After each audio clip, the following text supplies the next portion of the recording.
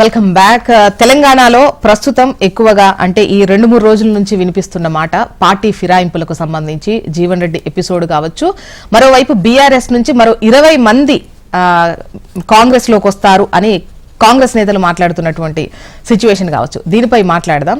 ఇదొక 6 నెలల టైము, ఆ తర్వాత పరిస్థితులు తారుమారవుతాయని బీఆర్ఎస్ నేతలు ఆశాభావం వ్యక్తం చేస్తున్నారు. ఈవెన్ కేసీఆర్ కూడా వచ్చినటువంటి వాళ్లకు ఎమ్మెల్యేలకు భరోసా ఇచ్చే ప్రయత్నంలో ఈ మాటలు చెబుతున్నట్టుగా అనిపిస్తోంది. వీటిపై మాట్లాడదాం.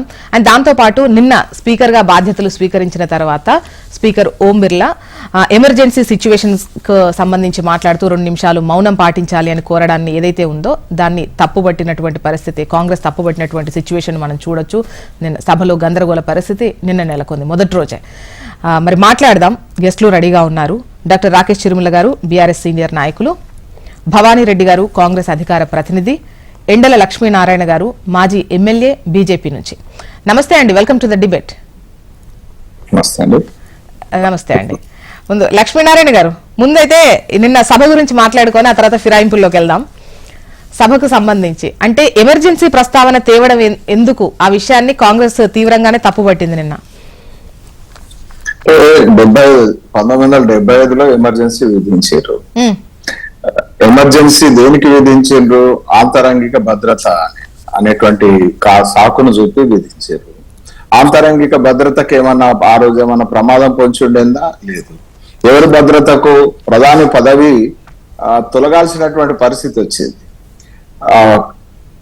ఎలక్షన్ ఇర్రెగ్యులారిటీస్ ను హైకోర్టు నిర్ణయం తీసుకున్నది. నిర్ణయం తీసుకొని 6 సంవత్సరాలు మళ్ళీ పోటీ చేయడానికి అనర్హురాలుగా ప్రకటించింది ఇందిరాగాంధీ.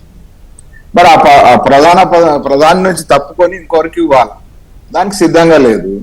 తన పదవిని ఆ పదవిలో తను కొనసాగడం కోసం ప్రజల మీద ఎమర్జెన్సీ రుద్ది 1,40,000 మందిని జైళ్లలో ఒక్కిండ్రు. 22 మంది. మరి లక్ష్మీనారాయణ గారు, అది జరిగిన తర్వాత ఎన్ని సిచ్యువేషన్స్ ఫేస్ చేయాలి, ఎంత మైలేజ్ పోగొట్టుకోవడం, డ్యామేజ్ జరగడం, ఇవన్నీ అయిపోయాయి కదా. మళ్ళీ దాన్ని మీరు తెరపైకి తీసుకురావడానికి, మీరు లబ్ధి పొందడానిక అనేది కాంగ్రెస్ వర్షన్. ఇప్పుడు మనము గతాన్ని మనం ఎందుకు తలుచుకుంటాము అని అంటే భవిష్యత్తులో అటువంటి పునరావృతం కాకుండా ఉండడం కోసం తలుచుకుంటాం. ఆ రోజు ఎమర్జెన్సీ అనేటువంటి చీకటి రోజులను మనం తలుచుకోవడం ద్వారా ఆ 50 సంవత్సరాలు అయినటువంటి సందర్భంగా మరి పార్లమెంట్ లో దాన్ని మనము ఆ రోజటి సంఘటనల పట్ల, మరి ఆ రోజు మృతుల పట్ల నివాళులు అర్పించేటువంటి పరిస్థితి భవిష్యత్ తరాలకు, అంటే 50 సంవత్సరాల్లో ఆ జరిగినటువంటి చీకటి రోజుల విషయం 50 సంవత్సరాల వయసున్న వాళ్ళకు తెలియదు, 50 సంవత్సరాల లోపు ఉన్నటువంటి వయసు ఉన్నటువంటి వాళ్ళకు తెలియదు. వాటిని ఆ చరిత్రలోని చీకటి ఘట్టాలను జ్ఞాపకం చేసుకొని భవిష్యత్తులో అటువంటి ఎదురు కాకుండా ఉండడం కోసం, దేశాన్ని చైతన్యం చేయడం కోసం ఇది అవసరము. అందుకని పార్లమెంట్ లో తప్పనిసరిగా 50 సంవత్సరాలు అయినటువంటి సందర్భంగా ఆ ఘటనలకు సంబంధించినటువంటి విషయాల మీద మరి ఆ రోజు ప్రాణాలు పోయినటువంటి వాళ్ళకు సంబంధించి కానీ నివాళులు అర్పించడం అనేటువంటిది జరుగుతుంది.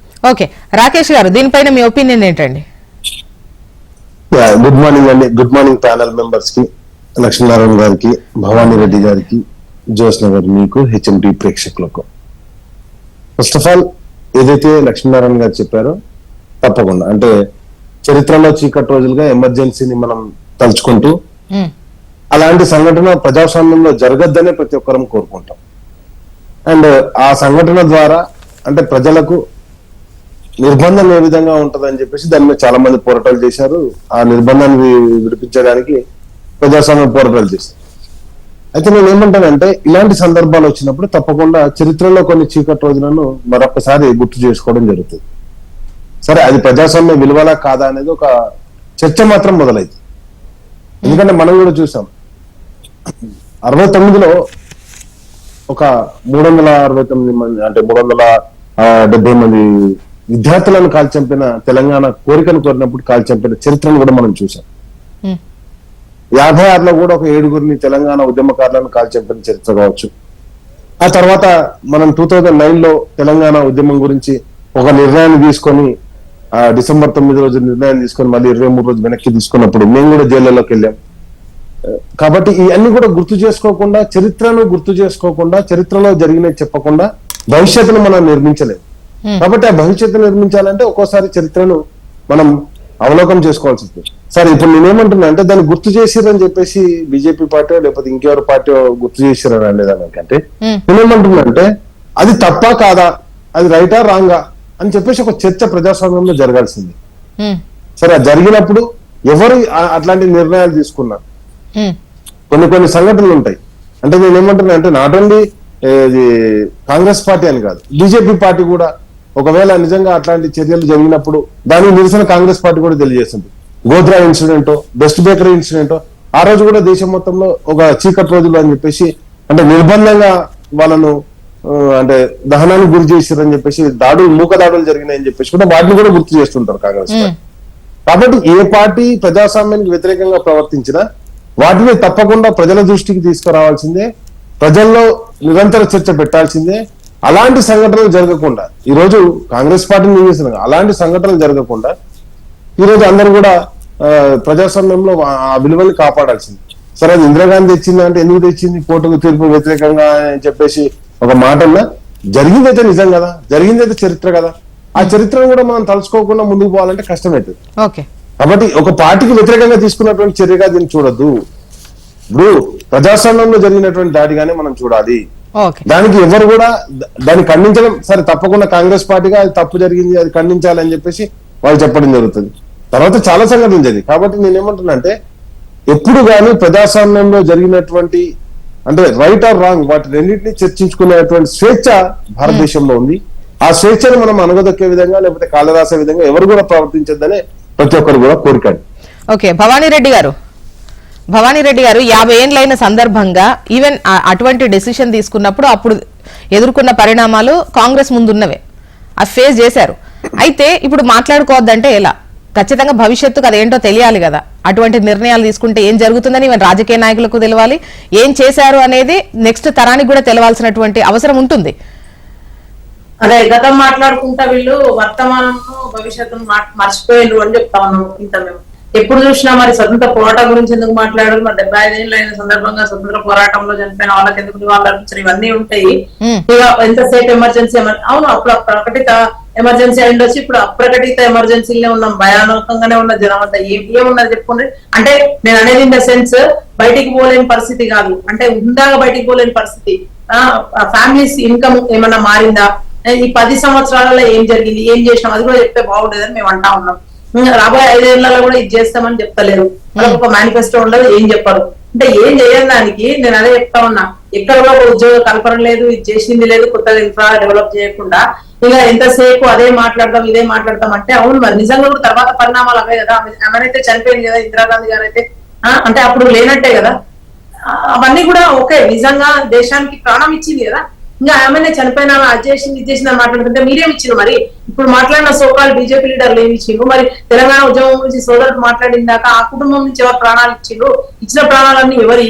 సో సరే, పోరాటాలు జరిగినప్పుడు పోతాయి, ముందుగానే అసుములు మనమే అన్నాం కదా, అసుములు అర్పింపగా ఇసుమంత వెనకంజ పడరట్టి వీరుల త్యాగపరం అని. ఎస్, నా తెలంగాణ నిజంగా కూడా త్యాగాల ఇది చేసినాము, త్యాగాలు చేసినాం, అందరం తెలంగాణ వచ్చింది, అయిపోయింది. మన తాత ముత్తాత అయితే చేసిండు, మనమైతే సాయుధ రైతాంగ పోరాటంలో లేము.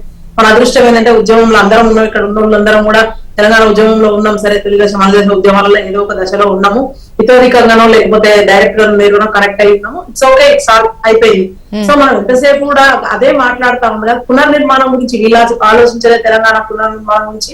అక్కడ వాళ్ళు కూడా వచ్చి కేంద్రంలో ఇది 3వసారి మరి చేస్తామని చెప్పి జాతి సంపదను ఇట్లా పెంచుతామని చెప్పి ఇన్ని కోట్ల మందికి ఉద్యోగాలు ఇస్తామని చెప్పి ఆ రోజు అన్నారు. ఏదో కూడా ఇక్కడ ఏం చేసిన పాపన కూడా మేము అదే అడుగుతా ఉన్నాం. డెవలప్మెంటల్ యాక్టివిటీస్ మీద దృష్టి పెట్టండి ఇప్పటికైనా. సరే, మీకు అవకాశం వచ్చింది సార్, మళ్ళీ 3వసారి ముచ్చటగా అయ్యిండ్రు, మరి ఇది చేస్తాము అని చెప్పి అనండి. సాగు తప్పి కన్ను లొట్టబోయింది మొన్ననే.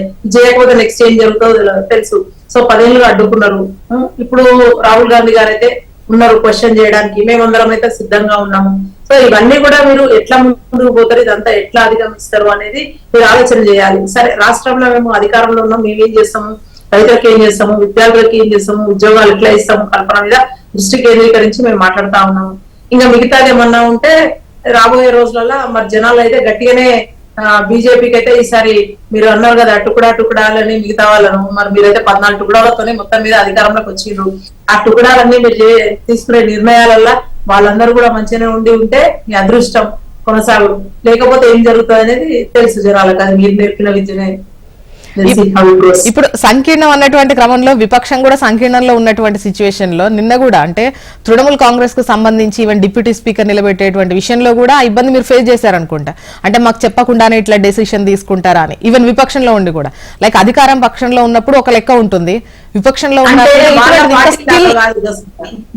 మాది తెలుసు, అందరికీ తెలుసు ఎంత ఫ్రీడమ్ ఉంటుందో, ఇంటర్నల్ డెమోక్రసీ ఎంత ఉంటుందో, స్వేచ్ఛకి భావ ప్రకటనకి ఎంత స్వేచ్ఛ ఉంటుందో తెలుసు. ఎస్ అవును, ఇంత బాధపడతారు, అవును అయిపోయింది కదా, అన్ని అయిపోయినాయి కదా తర్వాత. సో అది ఇనిషియల్ దాన్ని పెద్దగా ఇది చేసి చేయాల్సిన ఇది లేదు. మా పార్టీ అది నారాయణ గారు. ఇప్పుడు సోదరి స్వతంత్ర పోరాటాలను గురించి జ్ఞాపకం చేసుకోవాలా అనేటువంటిది 15 ఆగస్టుకు మనం చేస్తున్నది అదే. మరి కాంగ్రెస్ గాంధీ భవన్ లో గాని, మరి కేంద్ర కార్యాలయంలో గాని ఒకవేళ నెహ్రూను, మోతీలాల్ నెహ్రూను, ఇందిరాగాంధీను, లేకపోతే ఈ రకంగా కుటుంబాన్ని జ్ఞాపకం చేసుకుంటుండొచ్చు. కానీ దేశ పౌరులందరూ దేశ పౌరులందరూ కుటుంబం మొత్తం త్యాగం ఇచ్చింది కాబట్టి త్యాగం చేసిన కుటుంబాన్ని తలుచుకుంటున్నారు. అంటే పదవి కోసం దేశ ప్రజల స్వాతంత్రాన్నే త్యాగం చేసింది, దేశ ప్రజల స్వేచ్ఛను త్యాగం చేసింది, దేశంలో ఉన్నటువంటి ప్రతిపక్షాలన్నింటినీ. ఇప్పుడు లక్ష్మీనారాయణ గారు ఏంటి అంటే కాంగ్రెస్ వల్ల దేశంలో స్వేచ్ఛ లేదు అంటున్నారా?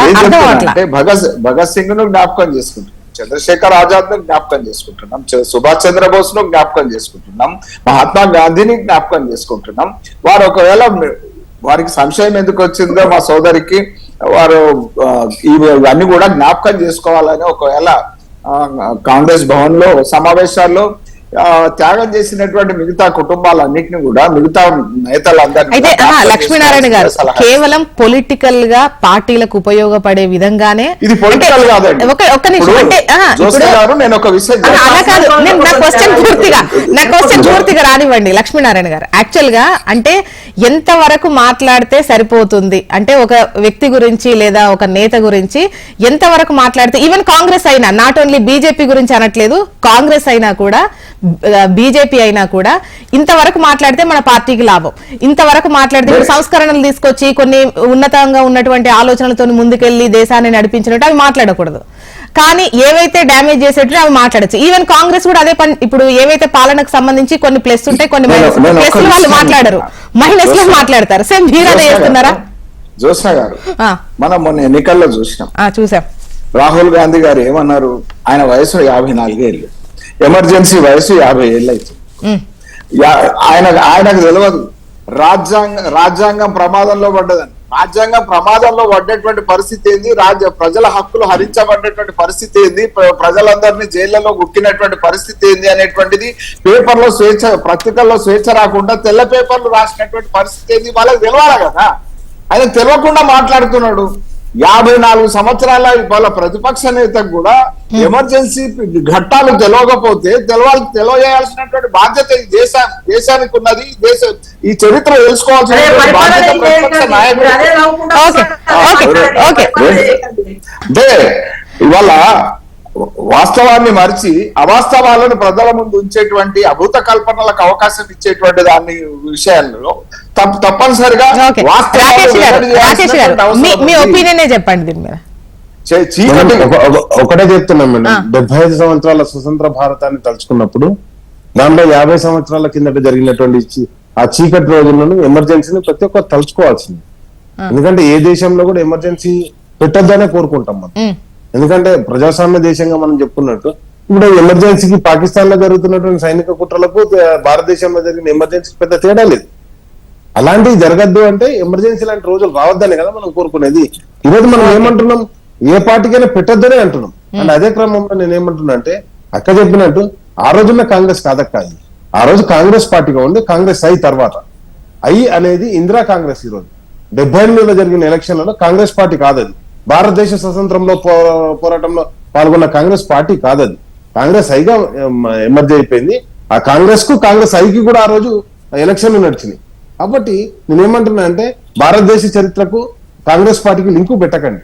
ఎందుకంటే తప్పకుండా జవహర్లాల్ నెహ్రూ గారు భారతదేశ స్వతంత్ర పోరాటంలో ఉండే, కానీ తర్వాత జరిగినటువంటి అసలు అక్కడ ఉన్నటువంటి ఏదైతే బింద్రావాలను ప్రోత్సహించింది ఎవరు, తర్వాత బ్లూ స్టార్ ఆపరేషన్ ఎందుకు జరిగింది, తర్వాత జరిగినటువంటి సిక్కుల ఊచకోతేంది, ఇవన్నీ కూడా ఉంటాయి. మనం నేనేమంటున్నా అంటే అసలు శాంతి పరిరక్షక దళాన్ని ఎందుకు పంపారు శ్రీలంకకు, ఆ శ్రీలంకకు పంపిన తర్వాత జరిగినటువంటి సంఘటనలు ఏంది, రాజీవ్ గాంధీ పర్యటనకు పోయినప్పుడు అక్కడ తుపాకీతో దాడి ఎందుకు చేసిండ్రు, ఇవన్నీ కూడా నిరంతరం ఒకటి నేనేమంటున్నా అంటే ఈ చర్చకు పోయిన కొద్దీ డీప్ గా అయిపోతాయి. కానీ ఒకటి మనం కోరుతుంది ఏంటంటే ప్రజాస్వామ్య పార్టీలుగా అన్ని పార్టీలు, అది కాంగ్రెస్ పార్టీ కావచ్చు, బీజేపీ పార్టీ కావచ్చు, బీఆర్ఎస్ పార్టీ కావచ్చు, కమ్యూనిస్ట్ పార్టీ కావచ్చు, ఏ పార్టీ కూడా కోరుతున్నది ఏంటి అంటే అలాంటి సంఘటనలు మరోసారి ప్రజాస్వామ్యంలో పునరావృతం కావద్దు. తప్పకుండా వాటన్నిటిని కూడా మనం ఒకసారి సమీక్షించుకోవడానికి ఇది అంతే తప్ప నువ్వు చేసిన తప్పు నేను చేసింది రైట్ అని చెప్పేసి ప్రశ్నించుకోవడానికో లేకపోతే దాన్ని మళ్ళీ ఎత్తి చూపడానికో కాదు. ఒకటే నేను చెప్తున్నా, జ్యోత్స్న గారు ఒక్కటే మాట చెప్తున్నా, రాబోయే కాలంలో కూడా ఎప్పుడు కూడా అలాంటి ఎమర్జెన్సీ రాకూడదు. కానీ అన్ఫార్చునేట్లీ దేశం ఆ సిచ్యువేషన్ కి, ఎందుకంటే నిట్టనిలుగా చీలిపోయి మత విద్వేషాలతోటి నిట్టనిలుగా చీలిపోయి ముందుకు పోతున్నటువంటి పరిస్థితి, మరొకసారి దేశ విభజన సంఘటన ఏ విధంగా ఉందో ఆ దిశగా ఈ రోజు బీజేపీ పార్టీ అధికారంలో ఉన్న బీజేపీ పార్టీ తీసుకుపోతుంది. అది కూడా దేశానికి మంచిది.